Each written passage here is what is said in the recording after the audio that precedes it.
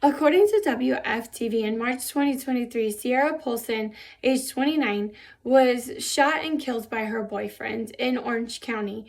And her boyfriend was previously arrested for domestic violence in November 2022, as well as January 2023, according to the deputies. There needs to be a reform on owning a gun when you've been arrested for or convicted of domestic violence.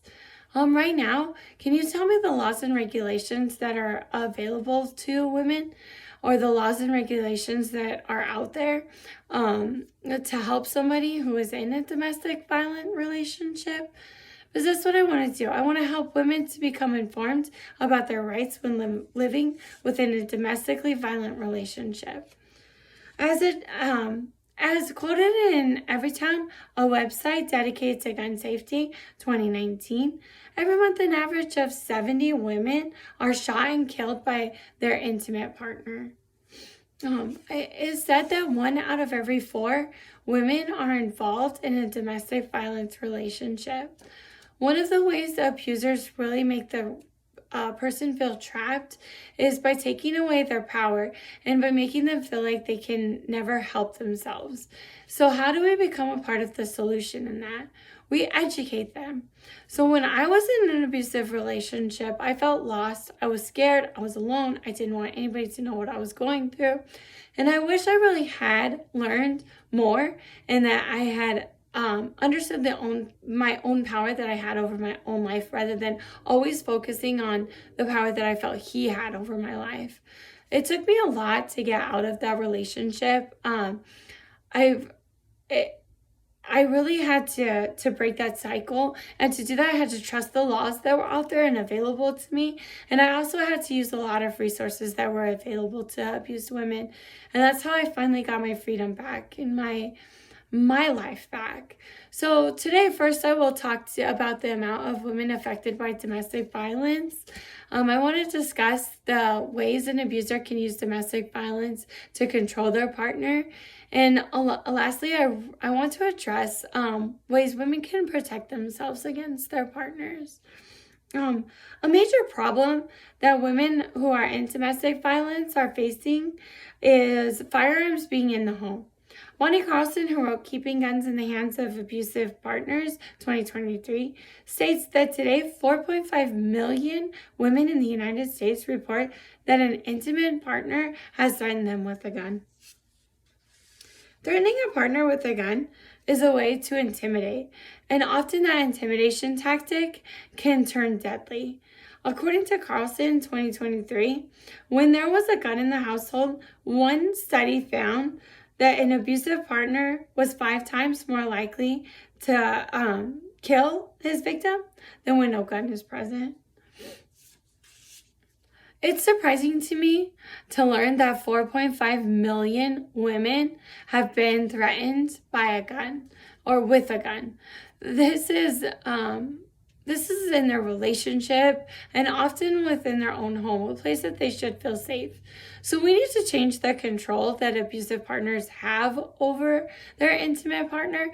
We also need to change the law and change how easy it is for an abuser to get a hold of a gun. I recently learned about a reform that Biden has been working on since 2022.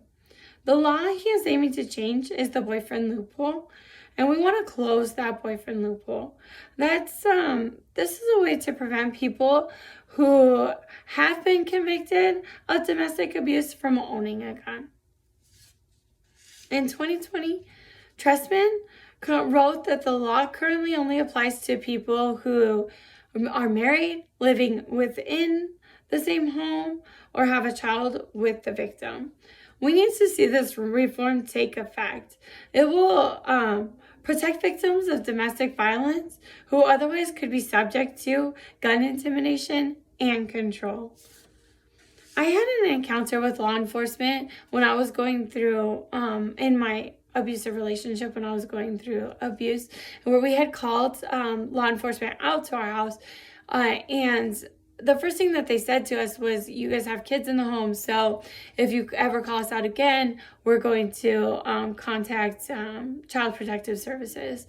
And Really, the Maricopa County Protocol Manual from 2015 states an officer will not make statements that discourage a victim from reporting an act of domestic violence.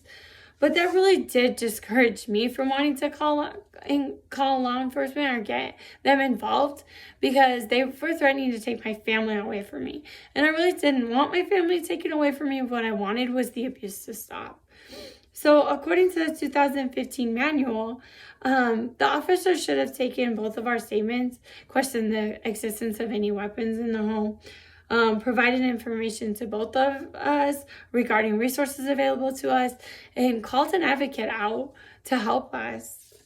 AZ legislation 133601 states a victim of domestic violence as one of marriage with their abuser, former marriage, or a person residing or having residing in the same household. The victim and defendant have a child in common, or if the victim is pregnant by the abusive party. AZ legislation regarding a firearm in the home states the officer may question the persons who are present, determine if a firearm is present as well. If a weapon is seized, then they are supposed to give a receipt of that. And if the weapon is going to be given back to the abuser, then they have to let the abused know. Like, they have to call that partner or notify the victim prior to doing so. So in 2022, Paul LeBlanc from CNN reported at least 19 states have closed the boyfriend loophole. Other states such as Alabama, Colorado, and Iowa have laws that are restrictive, but not specifically closing that loop.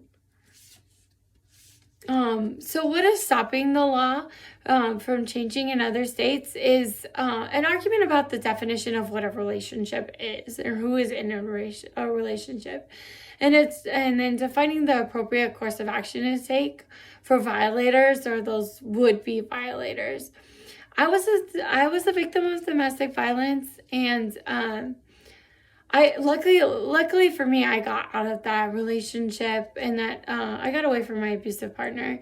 And now I'm a first grade teacher, and I'm really their voice. I can help them out on the playground if there's a bully after them. I can also help them if there's something going on at home. But what you can do if you're really a leader in your community is you could offer a safe place for people who are being abused to go, just by opening a door and allowing them to communicate with you. That's one way. And really offering them any resources available to assist in domestic violence cases. And regarding the reformation itself, I think that about the boyfriend loophole, and of course, any officers that may be misled or have wrong information or may not be giving the right information when they're on an abusive case, you can write your local congressman, and also just stay up to date on those domestic violence laws. And as indicated by the National Domestic Violence Hotline 2020, a survivor of abuse returned to their abusive partner at least 7 times before they're finally able to leave them for good.